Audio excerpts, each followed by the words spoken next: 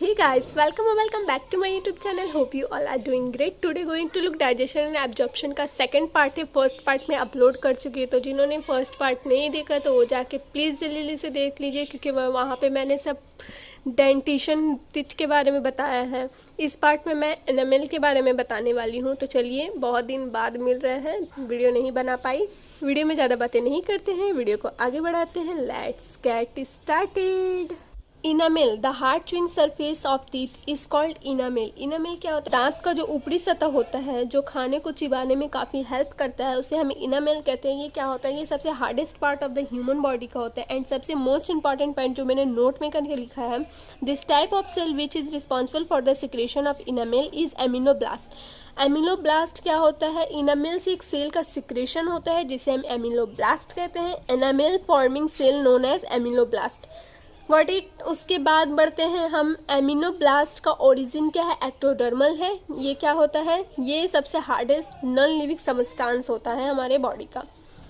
Second, enamel किस चीज़ से बना हुआ होता है? इनामेल बना हुआ होता है कैल्शियम फॉस्फेट से. इसका फॉर्मूला मैं दे चुकी हूँ. देन उसके बाद बना होता है कैल्शियम कार्बोनेट से. इसका फॉर्मूला मैं भी लिख चुकी हूँ. तो चलिए, उसके बाद हम बढ़ते हैं आगे टंग की तरफ. टंग क्या है?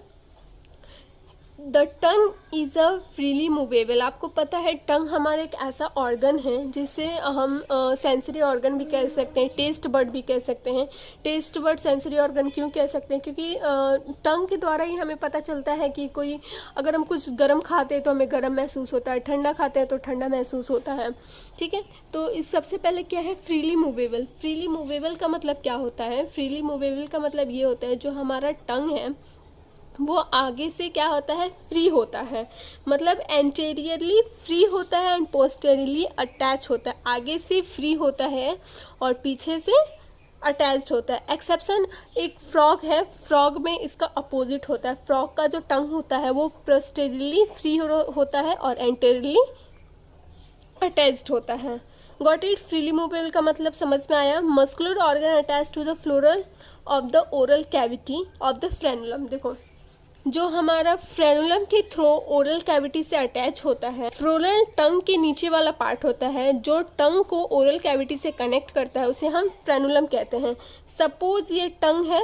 आप कभी मिरर में अपने टंग को देखना है. ये टंग है. टंग को अगर आप ऊपर ऐसे जो तारू होता है उस पर सटाओगे तो नीचे एक ऐसा आपको मस्कुलर ऑर्गन देखने को मिलेगा, लंबा सा. उसे हम फ्रेनुलम कहते हैं. अगर मुझे फ़ोटो मिला तो मैं यहाँ वहाँ इंसर्ट कर दूँगी, आप लोग देख लेना. ठीक है, ये क्या है? हमारा टंग है.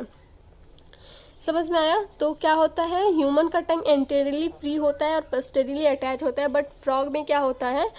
फ्रॉग में ये होता है, वो एंटेरियरली अटैच होता है और पोस्टेरियरली फ्रीली होता है. समझ में आया फ्रेनुलम का मतलब?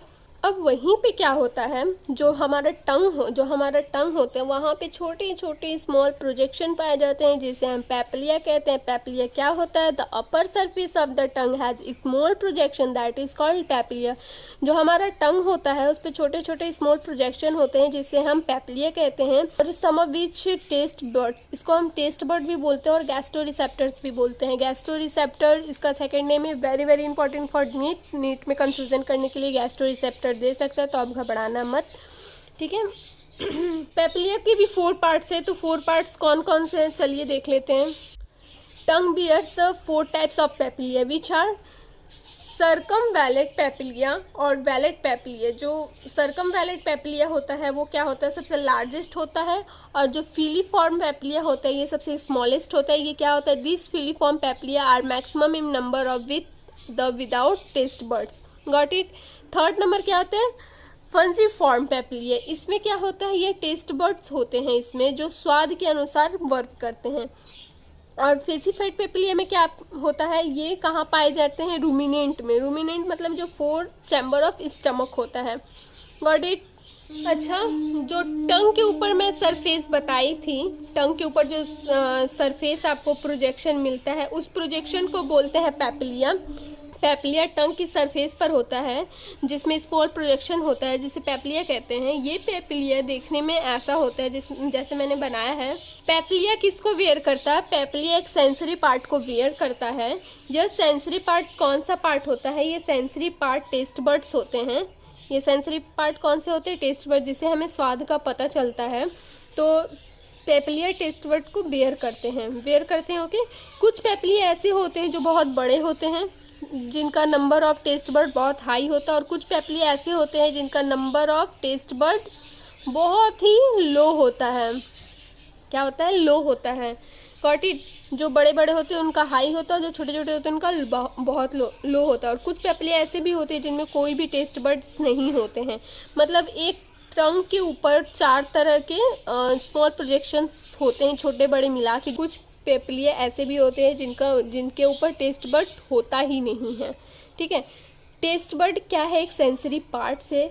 इसका कनेक्शन किससे होता है? ब्रांच ऑफ न्यूरॉन से होता है। किससे होता है? Branch of neuron. ये सब न्यूरॉन गया हुआ है, न्यूरॉन। और ये न्यूरॉन किससे कनेक्ट रहता है? ब्रेन से कनेक्ट रहता है। ये न्यूरॉन किससे कनेक्ट रहता है? ब्रेन से कनेक्ट रहता है, ब्रेन में। तो गॉट इट? समझ में आया यहाँ पे?